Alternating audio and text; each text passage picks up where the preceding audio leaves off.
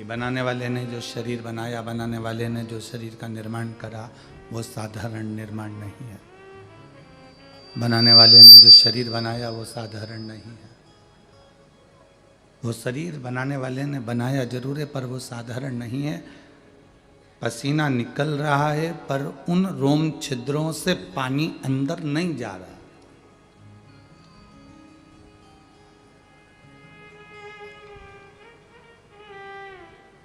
एक दुर्वा की डिजाइन अलग है, पीपल के पत्ते की डिजाइन अलग है, आम के पत्ते की डिजाइन अलग है, केले के पत्ते की डिजाइन अलग है। संपूर्ण डिजाइन जितनी इस तलातल रसातल इस पृथ्वी पर मेरे बाबा को करना थी, भगवान को करना थी, ईश्वर को करना थी, उतनी डिजाइन उसने करी।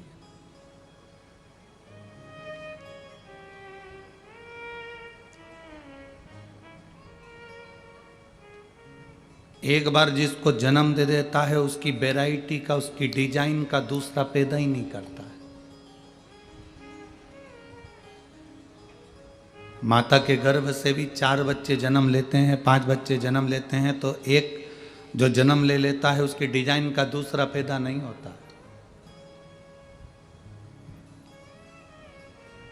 आप रंगोली बना बना कर थक जाओगे, आखिरी में तुम्हारी वही रंगोली वापिस आ जाएगी जो रंगोली तुमने पहले बनाई है। जिस रंगोली का निर्माण तुमने पहले करा है वही रंगोली तुम्हारे सामने आ जाएगी।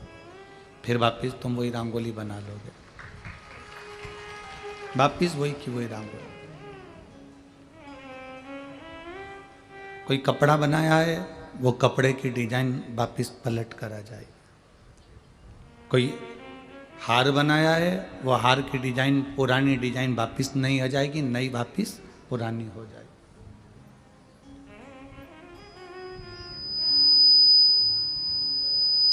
सब कुछ वही की वही होते चले जाता है। डिजाइनें वही की वही आती रहती है, कपड़ा वही की वही आता रहता है, श्रृंगार वही की वही आता रहता है।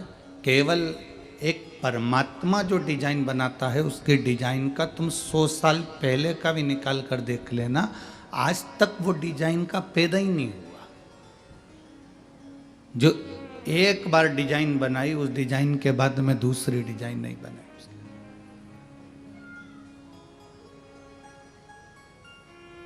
आप कितना ही प्रयास कर लेना, आप कितना ही उसमें बल लगा लेना, पर उसके बराबर कोई नहीं करा।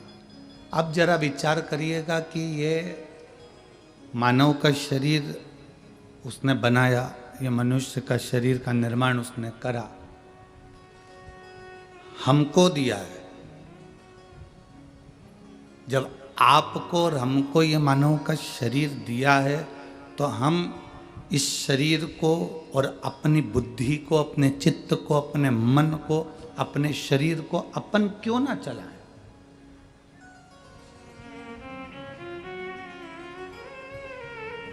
आप में से कितने लोग हैं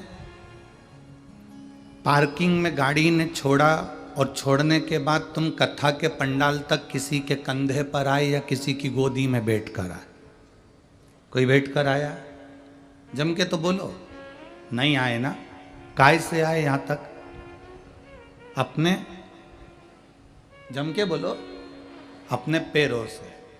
जब अपने पैरों से हम मंजिल तक पहुंचते हैं, अपने पैरों से चलकर हम मंदिर तक पहुंचते हैं, अपने पैरों से चलकर हम बाजार तक पहुंचते हैं, अपने पैरों से चलकर हम गुरुद्वारे तक पहुंचते हैं, अपने पैरों से चलकर हम गुरु की चौखट तक पहुंचते हैं, अपने पैरों से चलकर हम तीर्थ तक पहुंचते हैं, तो फिर गैरों के कहने पर हम मंदिर जाना क्यों छोड़ देते हैं? किस लिए?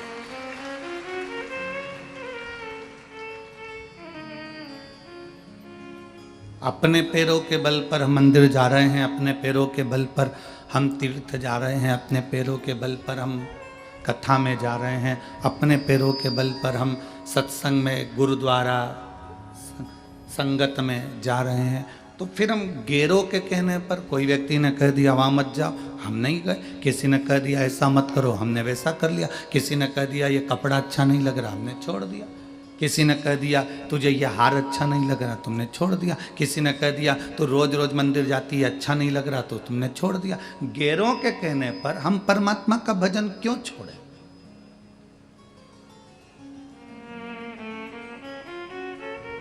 गैरों के कहने पर हम सत्संग क्यों छोड़े? गैरों के कहने पर हम भगवान का स्मरण क्यों छोड़े? गैरों के कहने पर हम कीर्तन क्यों छोड़े? किस लिए? क्या कारण है कि हम, कोई व्यक्ति कहता है और अपने भाई से बैर ले लेते हैं, कोई कहता है और हम अपने अन्य जनों से बैर ले लेते हैं? नहीं, अपने पैरों पर हमको चलना है तो अपना विल पावर, अपने हृदय को मजबूत रखना है। हमें दूसरे के बल पर नहीं चलना।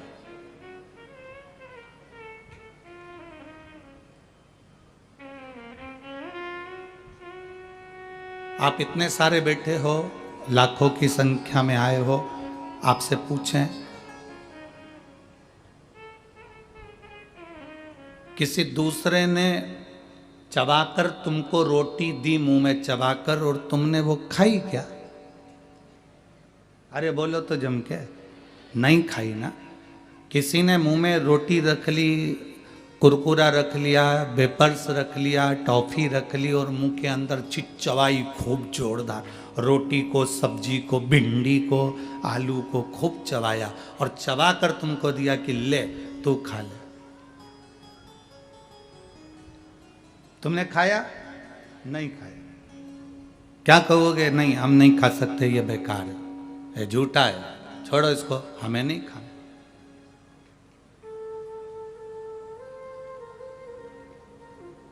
हम अपनी रोटी स्वयं चबाएं, हम अपनी रोटी स्वयं खाएं, हम अपने हाथ से जो रोटी खाएंगे और मुंह से चबाएंगे दांतों से, वो हमको सुख प्रदान करेगी, हमें आनंद की अनुभूति देगी।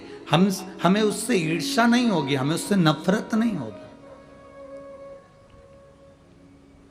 आज का व्यक्ति ऐसी जिंदगी जी रहा है कि उसने जो करा वो मुझे करना है, उसने ऐसा करा तो मुझे करना है, उसने वैसा करा तो मुझे करना है, उसने सोने की पाटली बनवाई मुझे बनवाना है, उसने प्लाट लिया मुझे लेना है, उसने जमीन ली मुझे लेना है, उसने गाड़ी ली मुझे लेना है। भले वो कर्जे में लदालूम होता चले जा रहा है, पर ये विचार करता है कि मुझे भी वैसा करना है। नहीं, अपनी रोटी अपने को खाना है, अपनी रोटी अपने को चबाना है, अपनी रोटी अपने को कमाना है, और उसमें हमें ईर्ष्या नहीं। भले हमारा छोटा सा व्यापार हो, पर हमें दूसरे के देखकर अपने व्यापार की होड़ नहीं करना। हमारा छोटा सा काम हो, पर हमें दूसरे को देखकर नहीं चलना। हमारा अपना हमें देखकर चलना है कि मेरा ये श्रेष्ठ है, मुझे ये कर्म करना है, मुझे ये कर्म धारण करना है। हम दूसरे के आश्रित होकर जीने का प्रयास कर रहे हैं।